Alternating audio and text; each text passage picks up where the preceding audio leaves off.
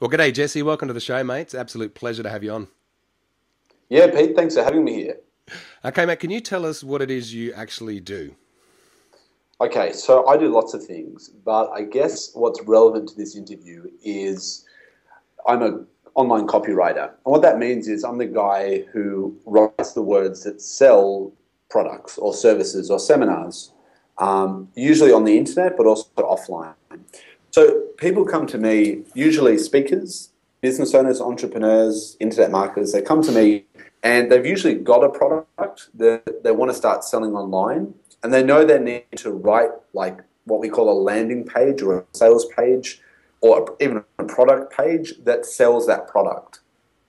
And so I usually get people who come to me, they've either about to launch this product and they need some what we call copy. I'm a copywriter, so I write the copy or the words that sell stuff. Mm-hmm. So they come to me and they say, look, we need some copy to sell this product. And so I write that copy. Or I get people coming to me saying, look, we've got this product, we've got a web page, we've got copy on there already, but it's just not working. Like we had 10,000 visitors last month. We had a handful of sales. We know this is an awesome product. Why aren't people buying? And I'm the guy who usually goes to that website and almost immediately, I guess, I've been doing this so long, about 8 years, I can look at the little things that they're doing wrong that are really sabotaging their online sales. So, and we can talk about some of those things on this call. But yeah, so in a nutshell, I'm a copywriter. I write the words for websites, for emails, for products that basically make them sell. So that's, in a nutshell, what I do. Well, that's awesome, man. Now, so you've been doing that about 8 years or so. Like, let's go back a little bit further now and talk about how you got started. Actually, no. What I want to find is you got stuff that you're working on right now. What's your latest project? Yeah, so what I'm doing now is, so I've been doing that for 8 years. I've been a freelance writer for 8 years, and I love it. And there was a lot of mistakes along the way. It was a very different thing for me because before that I've been in sales jobs. I worked as a telemarketer. I worked as a kitchen hand in a restaurant. I worked in a fruit shop packing fruit. I basically never went to university, so straight out of school, I did a whole bunch of odd jobs just to make money, I guess. And eventually I landed a job in sales, which I enjoyed, but also didn't really believe in the product we were selling. So I liked connecting with people, but I just didn't enjoy what we were selling, didn't really believe in it. So one day, one evening actually in the sales office, I started reading some of the books that the boss had in a bookshelf, and some of them were about copywriting or freelance writing. And I became fascinated thinking, wow, you can influence people with your words, printed words or the written word, the same way that I'm trying to influence one person one-on-one in a sales meeting. And it's high leverage. I could put up a web page or put something in the newspaper like an ad and influence, potentially thousands and thousands of people. So that really fascinated me. So I learned all about copywriting, became a copywriter, and the long and the short of it is I live a great lifestyle. Like literally yesterday, I came back from a 3-week vacation to Thailand where I did quite a bit of writing, made money while I was basically with my laptop in a beach bungalow overlooking Beach Canal. I have a photo of that which I'm going to be sharing, not on this call, but on the site. And before that, a few months before that, I toured the US. I went to the East Coast and West Coast, had a fantastic holiday, and again, made money while I was away, just doing a couple of hours writing in the morning, then taking the rest of the day off to see whatever attractions, whatever city I was in had to offer. And actually in September, I'm going away again to Europe. I'm going to Germany, Prague, and Amsterdam for about a month. And I'll be working a couple of hours in the morning usually, and then taking the rest of the day off and making money while I'm on vacation. So I love traveling, and now I'm at a point where I can get my work done fairly quickly. I know how to get clients online, and I guess the project, to answer your question, the project I'm working on now is called thewriterslifestyle.com. That's thewriterslifestyle.com. Mm-hmm. We're doing a series of free events, free actual seminars in Sydney, teaching people who want to become writers and do what I do, how to make a full-time income writing a couple of hours a day. So if that's your passion, maybe check out the website at a later date. Mm-hmm. I'm And going to yeah, be linking it up. I'm going to be putting anything that you say that's a link. So actually, I'm going to type that down now in my show notes to get ready. So what was that website again? that's the right writers Yep. lifestyle.com. Lifestyle.com. TheWritersLifestyle.com. Awesome, cool. That's documented for that. There'll be a link in the show notes, guys. So yeah, be sure to check that out. So now that all sounds super amazing, and I mean that it sounds like the sales letter of a website that tells you you too can have this dream lifestyle 1 hour a day and make $1 gazillion. Man, like what were the steps? What really happened to be able to lead to that point there where that can actually become a reality? I mean, because it's hard work. I'm sure it's hard work at some point before. I know it's like a tipping point or something there. Tell us a bit about the hard times. That's a great question. And you know what? I'm the first guy. I'm so sick of going to seminars. I've been going to seminars since I was 15. I'm 30 in November. So I've been going to seminars for 15 years. I've been to internet marketing seminars. I've been to self-development seminars. I've been to every seminar. And I feel myself a little bit jaded because I often think the speaker up the front is not really being authentic. And so I'm very skeptical about who I learn from nowadays. Mm. And so I totally relate to anyone making claims without backing them up. And so what I'll say is this. When I first started copywriting, I had $600 in the bank account. This is a story I'm going to tell in depth at my own seminar. And by the way, it's taken me, I've been doing this for 8 years. I've been wanting to teach people this for years, but I'm so averse to being one of those like make money speakers that I've put it off until just recently. I've decided, I'm different. I've got a message to share, and it's real. I'm living proof. I'm going to do it. So let me say I'm totally agree with you. There's a lot of people out there making all kinds of claims who really have no business making those claims. But anyway, when I first started writing, the first step is this. You got to really, really, really love what you plan on doing, right? So that's got to be the first step. I think second step, money is almost a side benefit to doing what you love. So people might not have seen this, but before we started the call, Pete was saying to me that he wanted to find out what he loves doing, and one thing he absolutely loves doing, and correct me if I'm wrong, is interviewing people, right? Yeah. And that's what you're doing, like day by day. It's fantastic. And if you're passionate about something, then you should do it, and then money becomes secondary, right? So I always wanted to become a writer. I was in sales. I didn't really enjoy sales, but I had this passion for writing because I'm a creative person. I come from a family of artists and actors. Actually, my dad's I'm not going to say who, but my dad's quite a well-known actor. And so I come from this family of creative types, and I always wanted to write. And so in sales, I was always thinking about writing. I used to write at night after hours. And eventually, through some circumstances, I left my job and just plunged into sales. I had $600 in the bank account. I was living at my sister's house, and rent was due, and rent was $600. So I didn't have any clients. I paid my $600. I think I may have had $5 left in the bank account. And I remember for a couple of weeks, I had $5 left. I just landed a client. They agreed to pay me when the project was complete. So I got no money from them up front. And so the project was going to take a couple of weeks.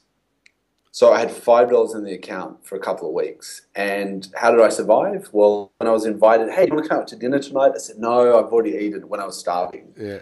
I basically scraped by. This is no word of a lie. It got to the point where I needed money and the paycheck wasn't coming in. So I took my laptop, which is my only working tool that's going to produce money. The only thing I had this laptop computer. I took it to the pawn shop and I pawned the computer on loan.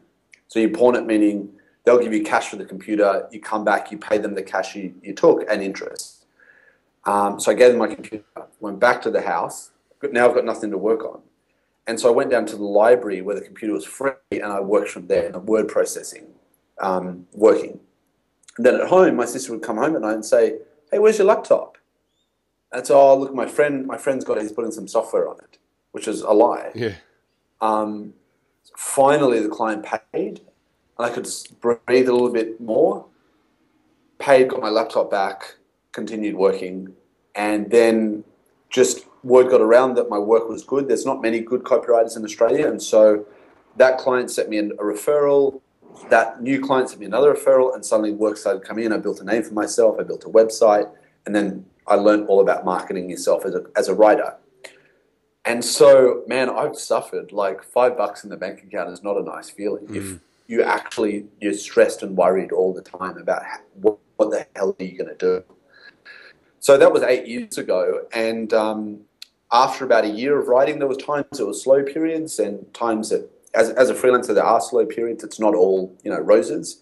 But after 8 years, I'm pretty good at this craft. And I've diversified, whereas I'm actually... I've got shares in other online businesses that I work for, meaning I write the sales pages for their products for free, but I get a percentage of the sales. In fact, Alex Ryan, I believe another guy you've interviewed, is my business partner. Yeah. And that all started, let's go back to step one.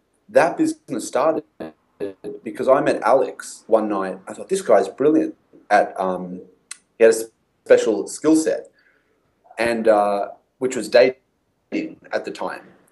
That's another time in our lives. That's years and years ago. But he was a single guy. I was a single guy. He was pretty impressive. And after a few weeks, I said to him, "Listen, what'd be awesome is what I would love to buy is a product on dating, right? So dating in the daytime, not in bars and clubs. Like I'd love to learn about that because I hate going to bars and clubs." And so we brainstormed and came up with a product idea, which I thought I would buy if we weren't creating it. And he loved the idea too, and so did our friends. And so we went out and created it. So again, we were passionate about, meeting girls because we were both single, and we wanted to learn this specific thing. And so we went out and we created it. And that product took off, and that was the beginnings of a business that has paid a lot of my bills for the last 5 years. So as you grow as a writer, you don't just work only for clients anymore for a paycheck or for a project fee. You can then diversify, and you can actually work with people who you find inspiring. Like I found Alex inspiring, not expiring. Alex really inspiring. And so I thought, I want to work with that guy. And so now I would give him advice and say, we got to start an online business. We got to create some products. I will work with you. You be the expert. I'll be the writer. And let's do this. And you can partner with people you find interesting and inspiring, and you can actually diversify and make a lot more money by having shares in an online business. So that kind of was step two. So that created an extra side income for me. I still wrote for clients on the side, and I still do today. And if anyone is interested in that, my writing website where you can actually hire me is startcopywriting.com. Is basically where guys can go to read, how I work and stuff like that. But so I still do that on the side, but I diversified and basically started an online business with the help of Alex. Okay, so that's the stuff that a lot of people don't talk about, is the things they got going on that they've created some time ago that kind of pays the bills, that creates the lifestyle, or supports the lifestyle that you want to have, where you can spend a few hours a day because you've already got money coming in from things you worked on before. Yeah, exactly. And there's certainly periods for me where I don't have any clients, and so I'll do specific things to go out there and get clients. And it's all networking. Like the best thing I can do to get clients is go to business seminars and network with the speakers and network with the attendees. And there's ways of doing that which are really easy.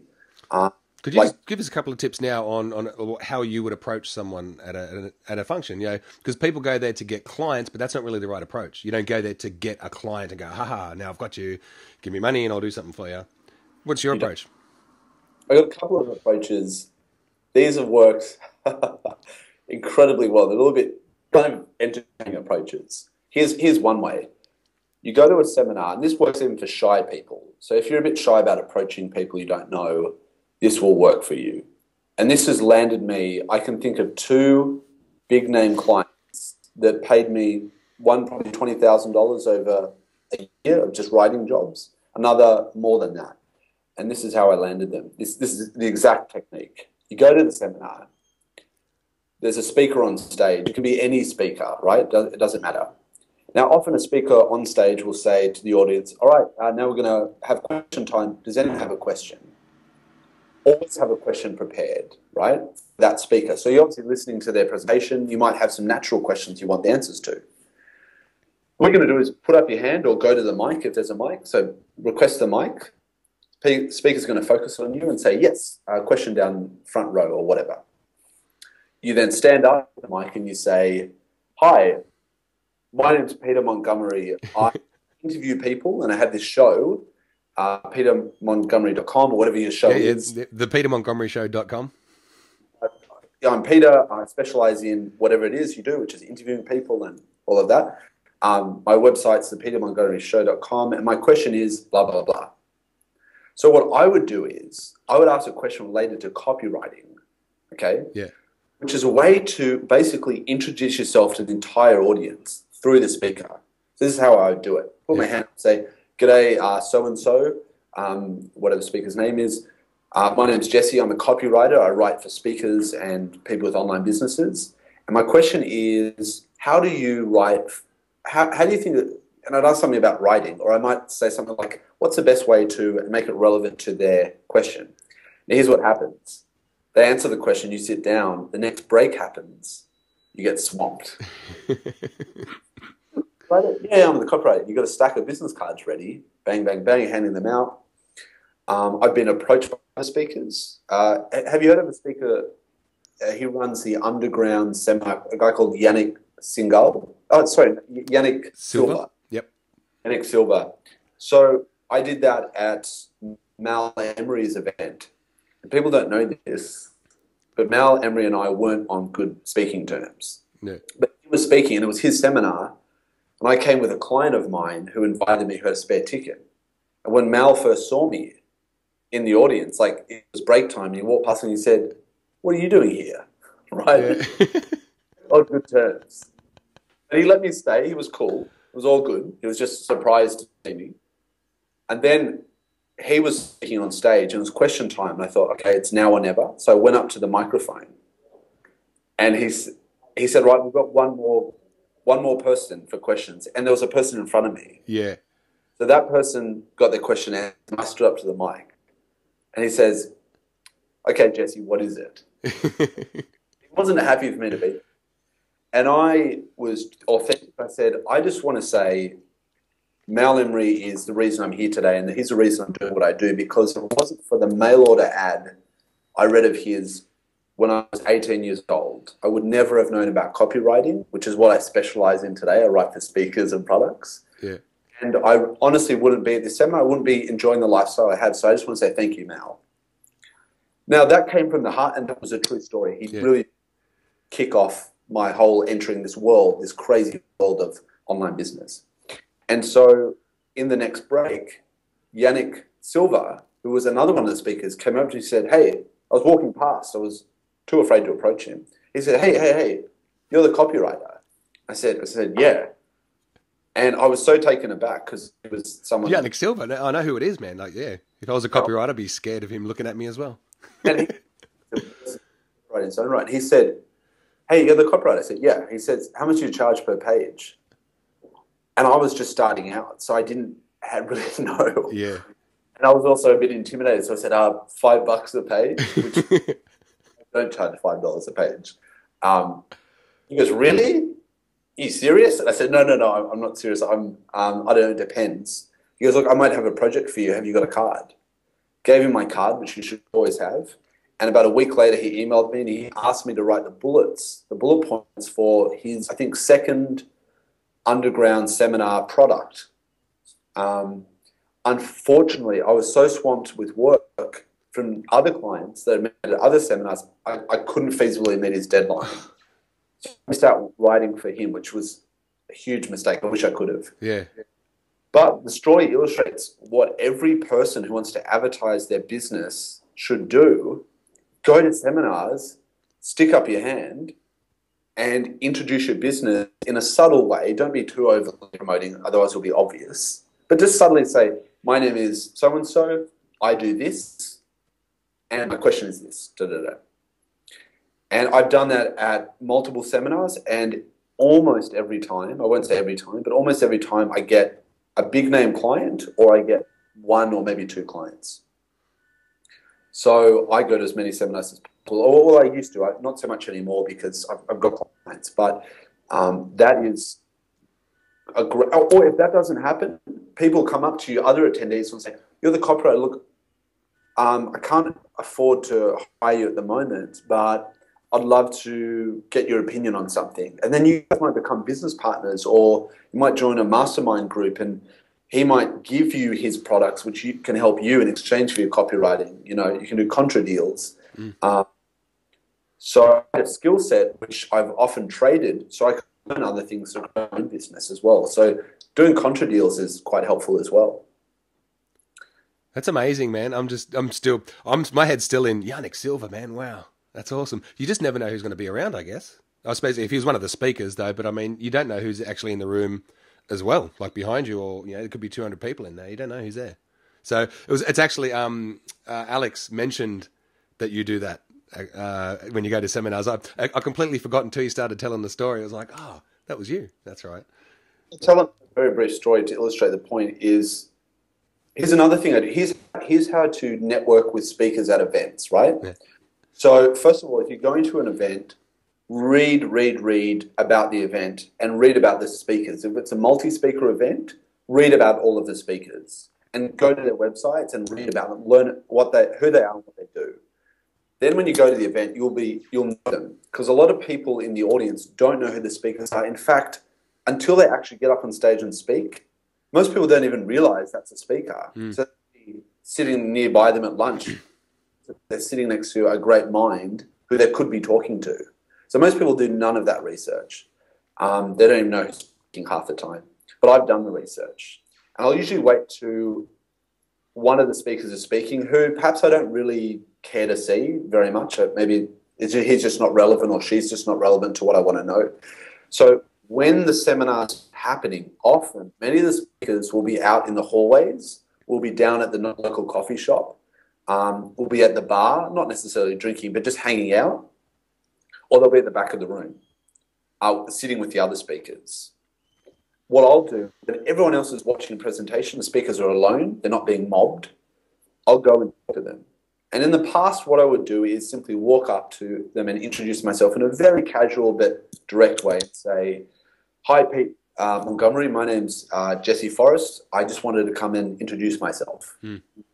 And usually they're really receptive. Oh, hi, Jesse, lovely to meet you.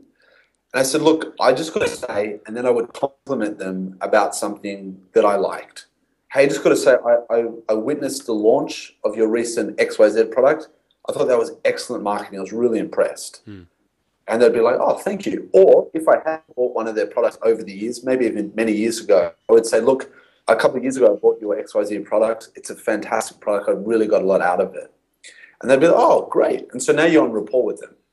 Now, it could be to say, look, I've subscribed to your newsletter. I love the content you put out. I think it's something genuine that you really like about them. Don't make shit up. Like, be genuine about it, right? And they would appreciate that. And so, look, I just wanted to come over and say I'm a online copywriter, and if you ever are looking for a copywriter for your products or for sales letters or any new launches you're doing, I just want to let you know that I'm available and I would love to work for you. Here's my card. So that's probably a 1-minute conversation. Might go a bit longer, but generally it's about a minute. I've come over, I've stated my intention, say, g'day, Pete Montgomery, my name's Jesse. I just wanted to come and introduce myself. And someone who comes across confidently, they're very appreciative. It's like, oh, nice to meet you. And then compliment. I just want to say I saw your XYZ product, or I'm a subscriber to your newsletter or whatever, or I love your videos you put on YouTube. I think they're awesome. It's world-class content. They'd be like, thank you. So they know that you know them. Yeah. And finally, I'd say, look, I'm a copywriter. I write for a lot of speakers. Occasionally, I'd do some name dropping. I'd say, look, I've written for Jay Abraham, Armin Morin, Alex Mendosian, Dr. Demartini, or whatever. And sometimes they'd be friends with them. Oh, really? Cool. So look, if you ever need a copywriter, here's my card. I'd love to work for you someday. And that's it. And so I did that. I did that with one speaker who you've interviewed, a guy called Sean Clark. He's coming up. Yeah. He's Coming up. Yeah. Right, great. So with Sean, and you can ask him about this if you like. I did not expect this to happen, but I went up to Sean in one of the breaks. I said, "Hi, Sean. My name's Jesse. I went through the same spiel." And he goes, "You're a copywriter." He goes, "I do copywriting too. That's fantastic." And I said, "Look, before I could continue, he pulled out one of his products and he says, as a copywriter, you'd probably understand the value of research." And I said, "Of course, it's all about research." And he goes, "This is my new product that's coming out. I'm going to be introducing it on stage." He goes, "It's about interviewing people. It's called Intimate Interviews. And maybe if you're open to this, you could join me on stage and just share with people what you think about doing research." I said, "Absolutely." So he wait in the back and I'll call you up about 10 minutes in. I said, "Yep, I'm there." So I had massive stage fright, but I was like, I'm going to do this. This is a great opportunity, right? So I'm waiting in the wings. And at 10 minutes in, he goes, "Okay, could Jesse come up here?" And I was still pretty unknown back then. This is a couple of years ago. And so I come up on stage and he goes, "All right, everyone, Jesse is a copywriter. He's doing the whole thing for me." Yeah. But on stage, now, Jesse is a copywriter and he's someone who really understands research and the importance of research. So why don't you just talk about that? And hands me the mic. And I was like, blah, blah, blah. Yep, really, Sean's great. His product sounds like it'd be really, really helpful. Anyone who wants to interview people, do research, blah, blah, blah. He goes, "Thank you. Round of applause for Jesse." And I got off stage. The next break, I was mobbed. Yeah. And got lots of work, heaps of work from that one little interlude. But one of the people who came up to him was a guy named Greg Klopper, who runs Global One Training or Global One Events, who is basically the sole promoter of Dr. DeMartini. And he said, "Hey, you're the copywriter." I said, "Yeah." He said, I'd love to talk to you. Email me." So he emailed me, and basically for the next year and a half, I wrote for Greg and Dr. DeMartini about half-time. So, a couple of hours a week. I wrote a lot of their sales pages, a lot of emails, a lot of their seminars. I attended most of the Dr. DeMartini seminars for free as a copywriter. It's like another side benefit. You get to attend live trainings, you get to hang out with speakers, all learning for free. So that was really, really valuable. And again, all because I had the balls, I guess, the confidence to go over and introduce myself. Yeah. It brings me back to the main point. It's all about networking. Like no matter what you do, it's about showing up and introducing yourself. That's unreal, man. That's awesome. All those names, man, all those people from that one introduction. Hey, Sean. Exactly. And in a casual way, just get good at going to people and not caring about what the outcome is. The outcome is usually fine. It's usually excellent, as it was for me, and shaking the hand. But most people, they don't do that because they're worried about, rejection, or they're worried about sounding silly, or so many worries. But it's for nothing, because usually people are very nice and very polite. And the funny thing is, aren't they holding seminars so that they can meet people? They want to meet people. They want people to say, "Hey, I love your work. Come up and say good day." Yeah, in fact, another guy you interviewed, Carl Taylor, Yeah, who was one of my really good friends now, and someone I admire and someone I learn from. He's a little dynamo. He's a great guy. Carl came up to me at a seminar. So I was speaking at a seminar, and Carl approached me in the break, and he's like, "Hey, man, I loved your presentation. It was very complimentary, which who doesn't like to be flattered?" And then he said, "Maybe you'd like to go to lunch," and just put it out there. And I said, "Yeah, I'll have lunch." So we went out to lunch. And then he said, "Hey, next week I'm going to be in town, like kind of near where I live." He goes, "Maybe we'll go for a coffee." I said, "Yeah, why not?" And then from there, we're now in a mastermind group together, and we help each other out all the time, and we're good friends and go to parties and stuff like that, and are helping each other. And I was kind of on the receiving end of that, and it was just, it was great. And most people in the audience, I think, would not do that because they think, "Oh, he probably gets approached all the time, or oh, it's not relevant, or some lame excuse why there shouldn't be networking. Mm. If you're at seminars, there's so much opportunity in the room if you just have the confidence to go and meet people. Okay. Now, sort of, I don't know if it's shifting gears or not, but you talked before. I'll put it straight out there. In take one of this interview, before Skype delivered some big magic, and just, I don't know, kind of crashed on us. You were mentioning, actually, another guest I had on the show was Dale Beaumont. You were telling a story, something, you know what I'm talking about.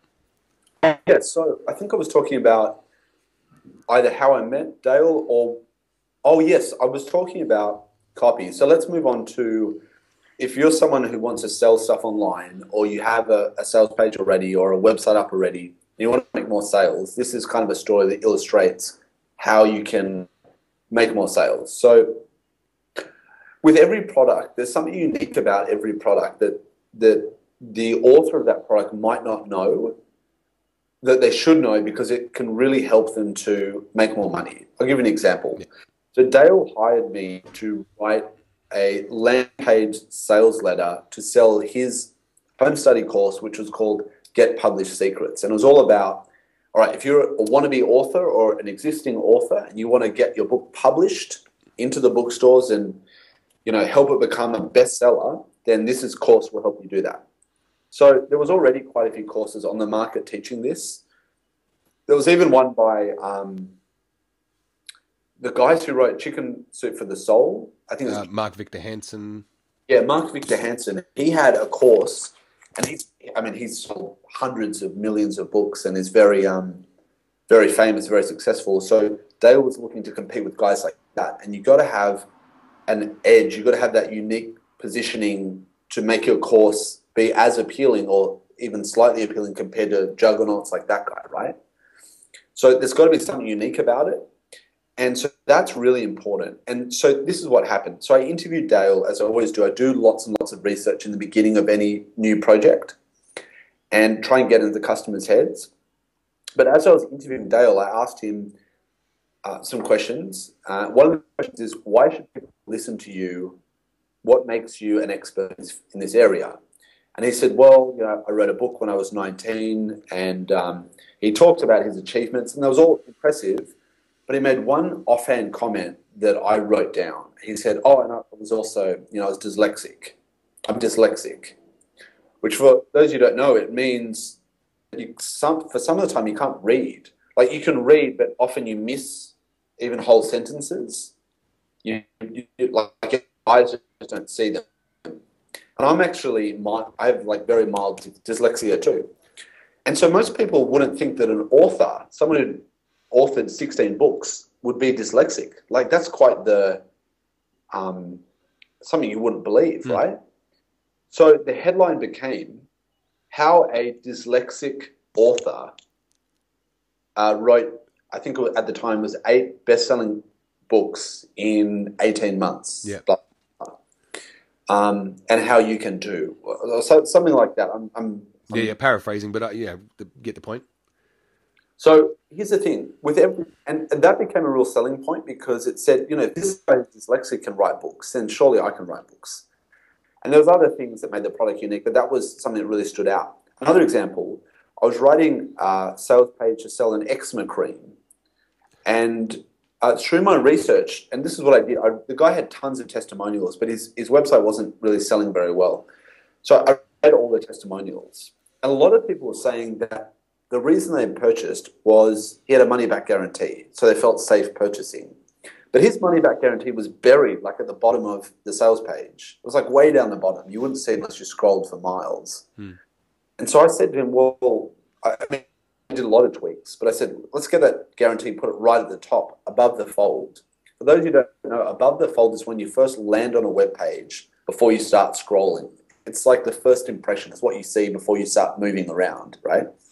So let's put that guarantee with the guarantee symbol way up the top. And and that increased sales, like quite dramatically. So I was just listening to what other customers had said about it, and then basically did what they said they loved, which is put the guarantee higher. which is what made them buy. Another thing we did was I read a lot of testimonials. A lot of them were from mothers, but the sales letter was from him. So he's a guy selling, he's a supplier of this eczema product, and it's written from him. So what we did was we repositioned the product where we said, okay, let's take one of the testimonials, which is from a mother, which is the market, right? And let's contact her and ask if we can use her testimonial as the actual sales page. So that's what we did. And so the sales page started with a before and after picture of a baby, because often babies get eczema and it's the mothers who buy the eczema cream. So it all became about how this mother found like all the stuff her baby went through and how she was terrified. Her baby was like all covered in eczema, and then found this product online, used it, and then got the baby it healed its eczema. So that was so much more powerful than some dude saying, hey, I've got this eczema product, it's going to be awesome. It's a message from a mother who the audience can relate to. And now the guarantee is a lot higher.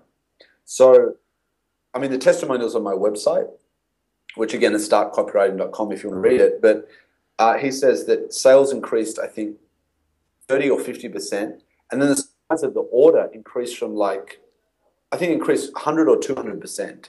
So they went from buying like one eczema jar to like 3 per order. So orders like almost tripled. And it's all through like researching what the audience are, so who are they, and what they want and what they respond to. So someone who does more research than me, so let's like put another writer next to me who's not a very good writer. But let's say he's a really crap writer. And we're both given the same product. And he's allowed to do a week of research and interview the creator of the product, interview some of the customers, and he can do a week of research. And I'm only allowed to do 5 minutes of research, but I'm a way better writer and a better copywriter. That crap writer will beat me hands down. His version of the sales page will outsell mine probably 10 to 1 because he's been able to do a lot more research and get in the minds of the customers.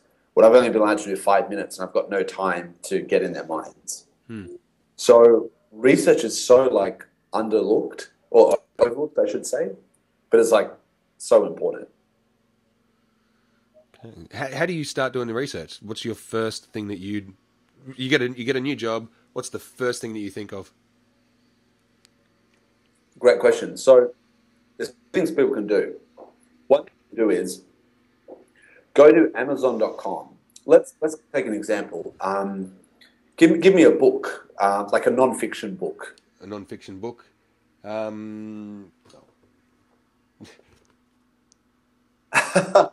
The ultimate sales letter. Okay. By Dan Kennedy. Great. Okay. So let's say I arrogantly am going to write a sales letter for Dan Kennedy.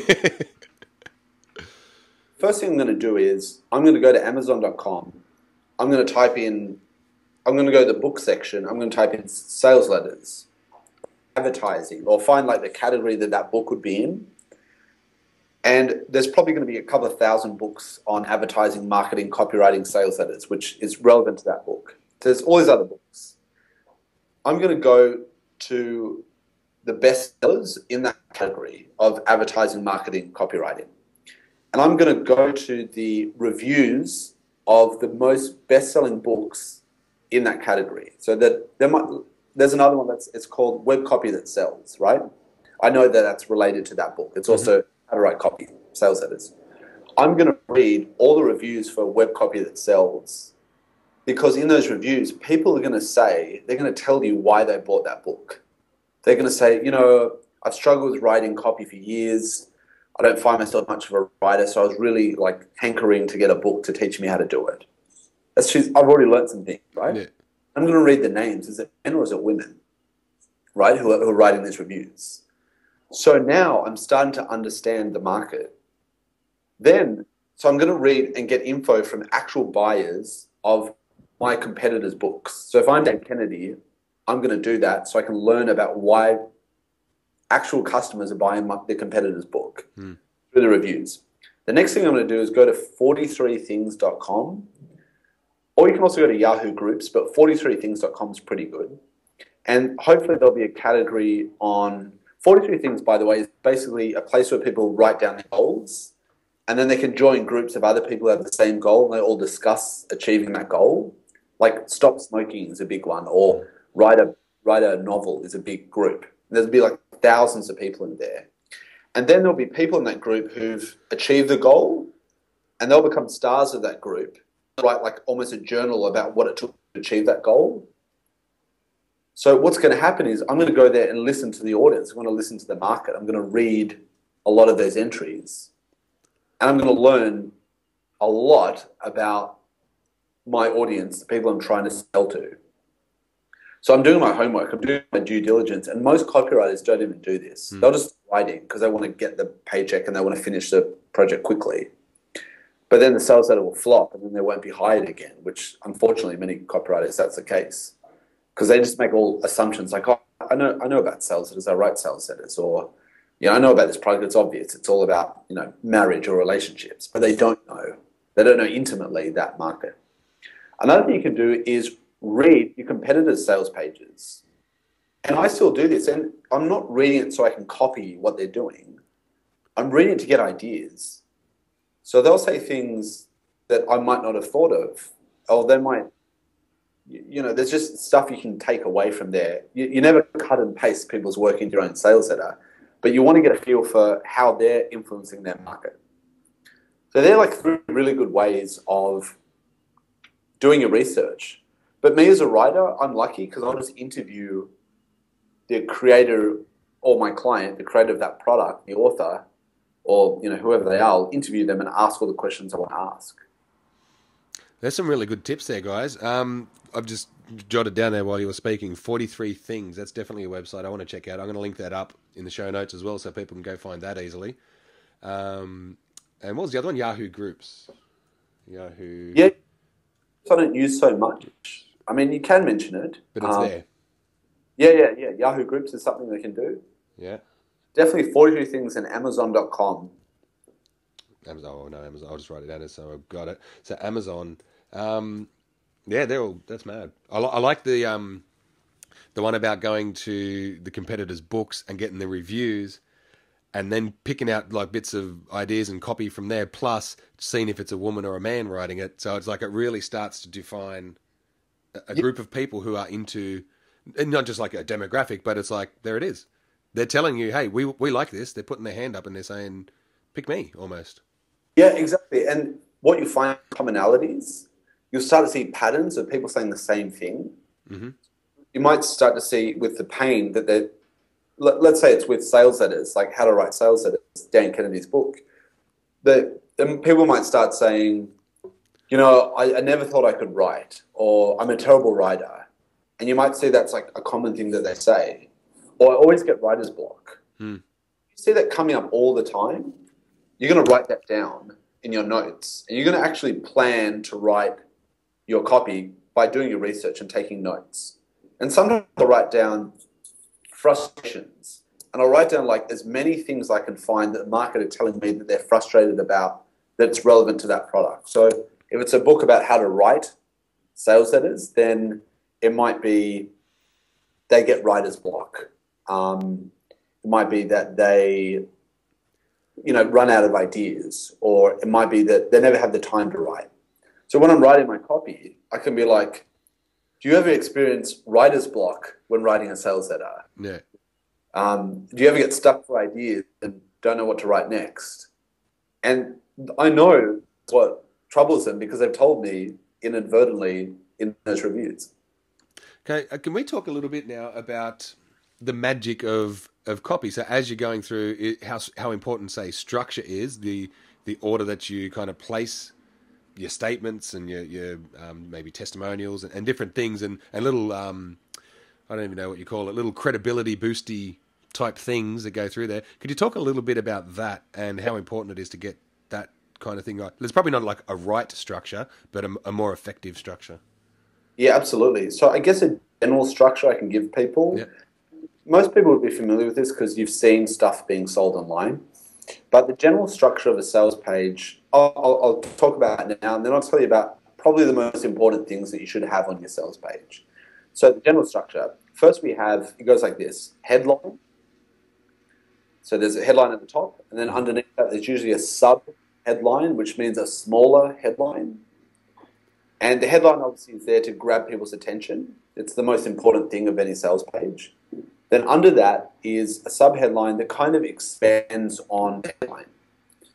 So I'll give you an example. Headline could be itchy feet, question mark. That might be a headline, itchy feet.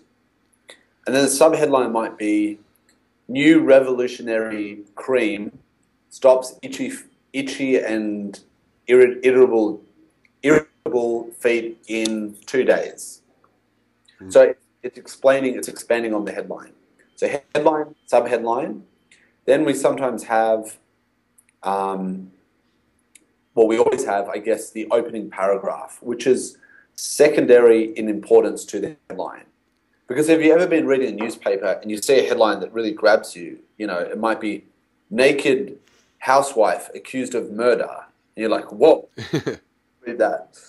And then you start reading, and it's the most boring article you've ever read. And there's nothing really about that naked housewife. And you're like, ugh, and you flip the page over. Yeah. Or it's about politicians and goes on all this like jargon. You're like, what? And you leave. So actually, the headline's important because it's got to get your attention. But the opening paragraph has got to keep your attention. Can't be boring. Otherwise, people will go, oh, this is boring, and they'll leave, or they'll click away. So headline, opening paragraph, and then I guess the rest is body. It's the body of the text.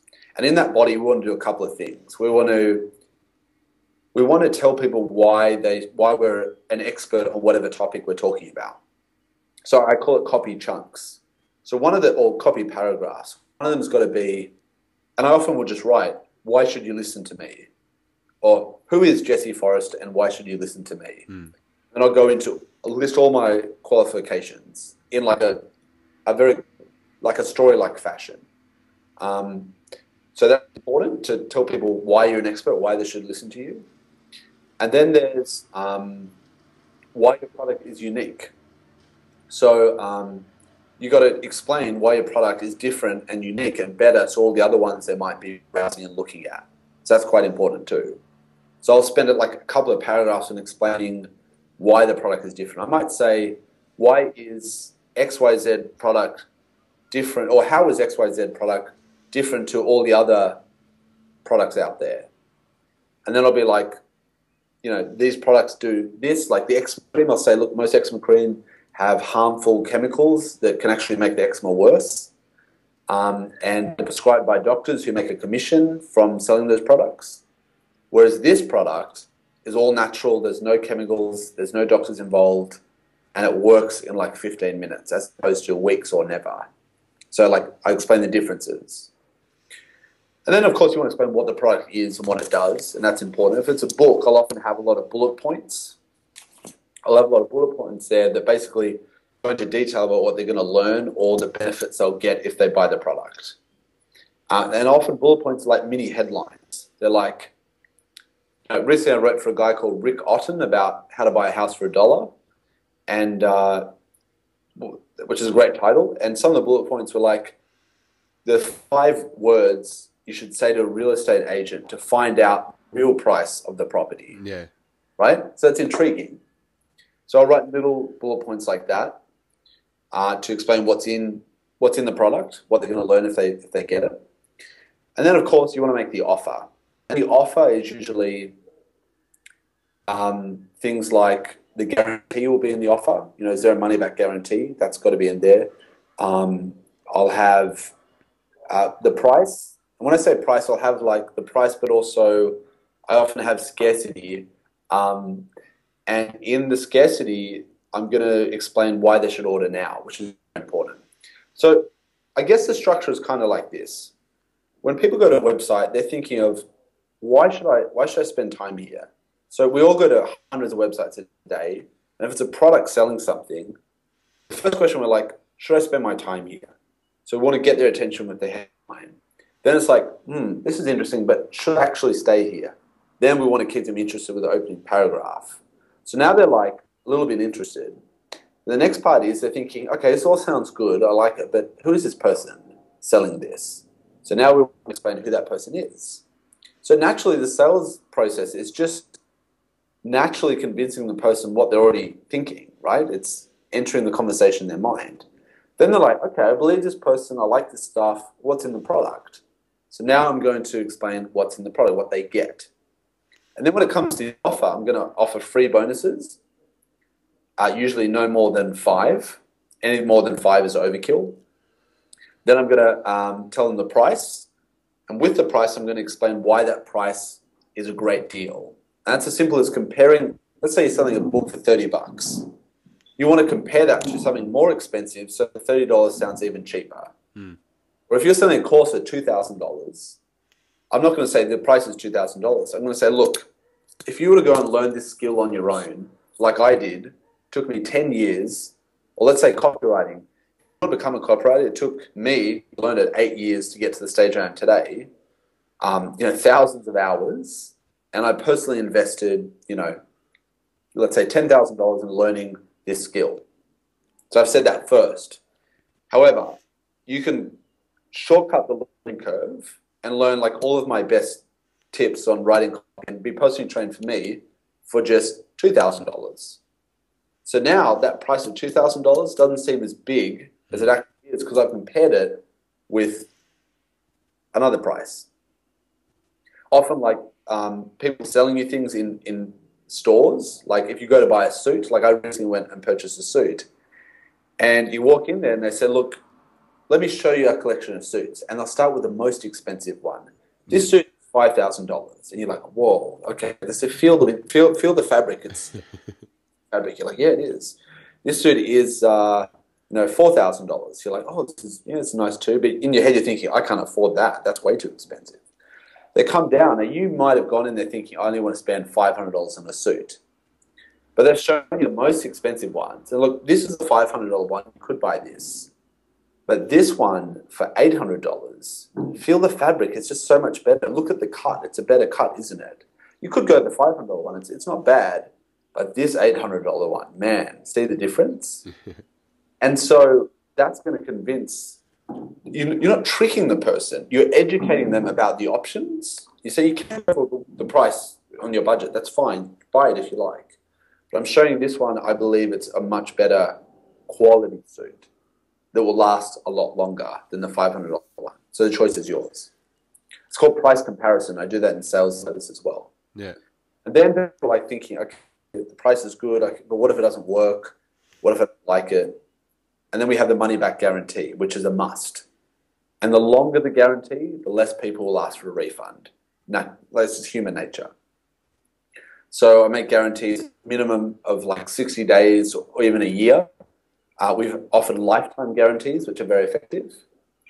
And then the last thing you want to do is like the final push to get them to buy, and that's usually scarcity of some kind. We explain why they should order today and not put it off, because procrastination is the death of a sale, right? So that's pretty much in a rough nutshell. That's a very general structure of what I would do, and people can rewind this recording and maybe write down that structure. But yeah, that's what I do. That's what I write in chunks, and those are the different chunks in a rough order. I reckon from all that, because you say that was the quick version, right? And the general one, there's actually a lot of good information in there, a lot of good specifics. What you could do, guys, you could go in there, write it down as a kind of a bullet point structure, and take that to a sales letter that you know that you've bought something from, and compare it. Just say you'd be able to almost see where they've done that in the sales letter to make, well, not to make you buy, but to help persuade you that it's a good idea to buy what you wanted to buy anyway. Yeah, absolutely, yeah. It's all very important. So that's a general structure, I guess, for sales copy. Now, what are the most important things that you should focus on? Headline, proof. So everyone can make claims. Everyone can say, my product does this, or my product will make you rich, or whatever, or my product will get you a girlfriend, whatever it is. But you've got to be able to prove that A, you're the expert, but B, what you're saying is really true. So copywriting in a nutshell is making a claim and then backing it up with proof, right? So what would be proof? What's something that you'd be using as proof? Okay, great question. So proof is, let's say proof about you as an expert. So you're saying, I'm Peter Montgomery, and I'm an expert at this. Let's say you're an expert at interviewing people, right? Mm-hmm. So why should I believe you? Well, you might say, well, I've interviewed 20 different, experts on a variety of topics, and you might list their names. Yeah. Or you might show photos or screen captures of you and them together. So now I'm going, oh, he has interviewed all these people. You might show me like a video sample of, which is like a show reel, which is like snippets from each of the interviews. You might show me in one of those snippets like a profound question that has the expert who you're interviewing go, wow, that's a great question, as their response. So now I'm like, wow, Peter knows how to interview. Yeah. Right? So I've gone from, you could just say, I'm excellent at interviewing people and getting the real nuggets from them so that you can get the best information, right? Now I might go, is he? I mean, couldn't I just, watch Enough Rope by Andrew Denton?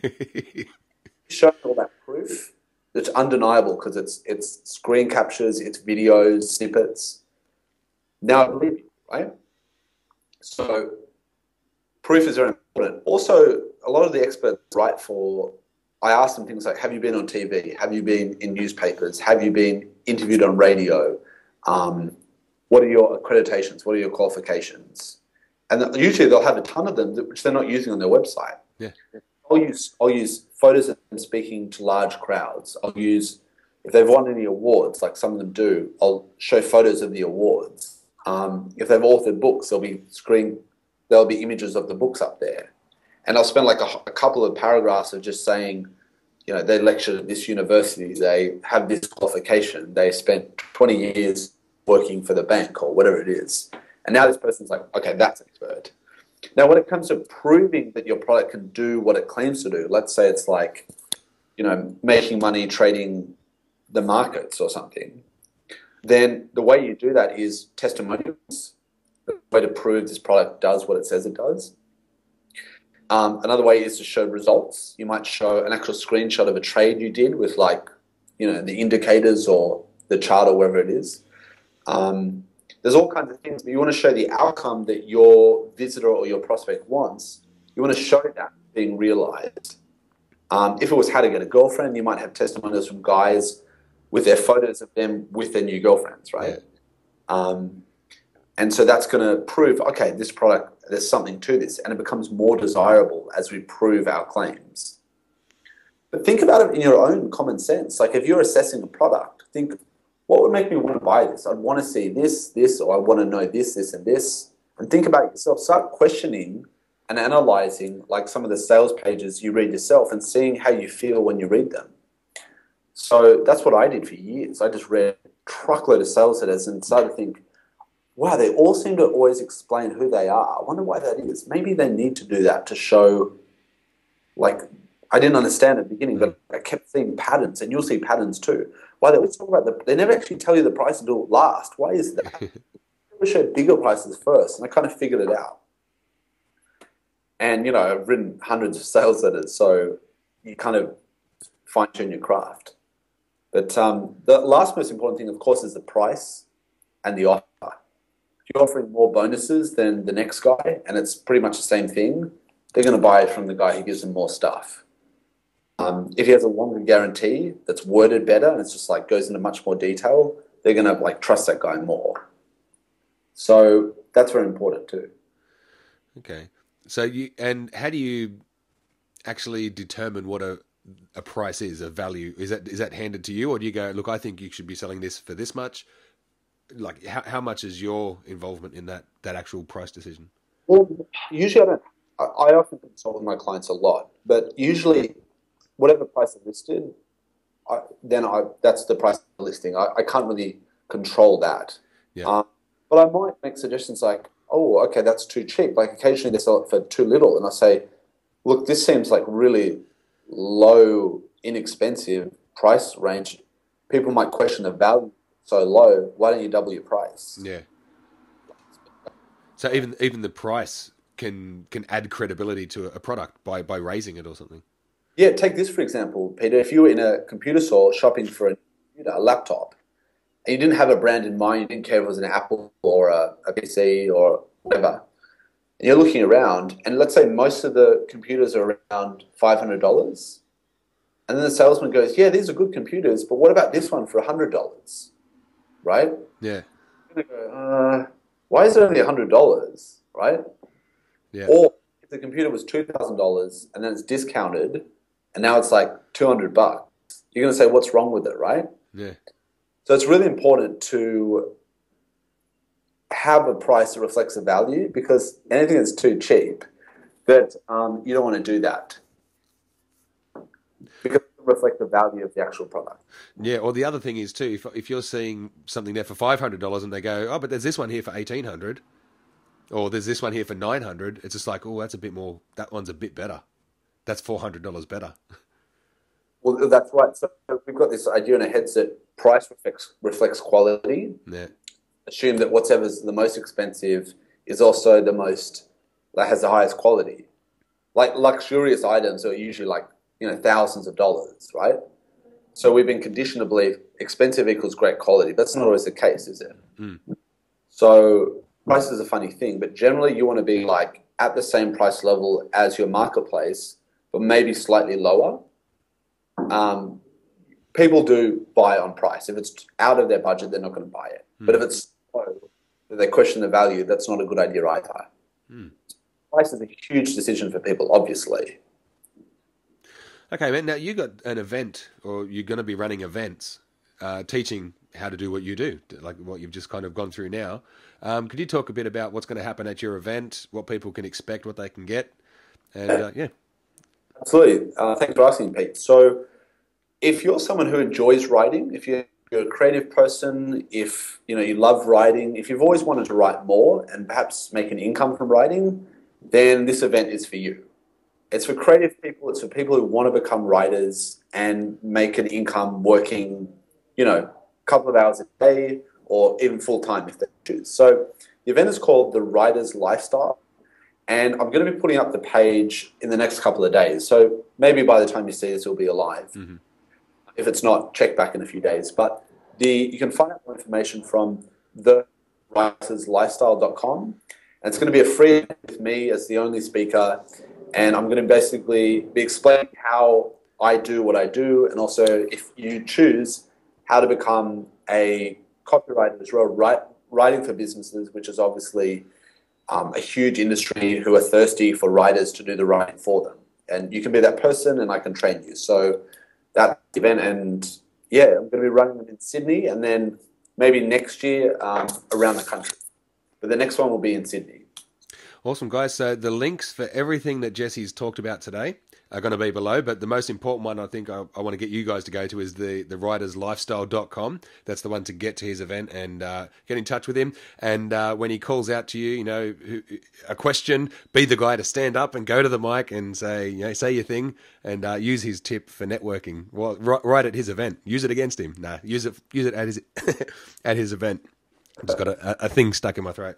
All right, guys. Jesse, it's been an awesome day. Been an awesome time having you on the show. Man, I've learned a ton of stuff. I'm going to go back over this and just fill pages and pages with notes and see what I can apply to what I'm doing now. And I'm actually got an event coming up 3 months from now that I want to go back and learn how to write my sales page for getting people into that event. Just from doing interviews, guys. It's an awesome thing. You learn so much. So, Jesse, great having you, man, and it's good to hear from you. Yeah, thanks for having me, Pete. All right, take it easy, man. See you next time. See ya.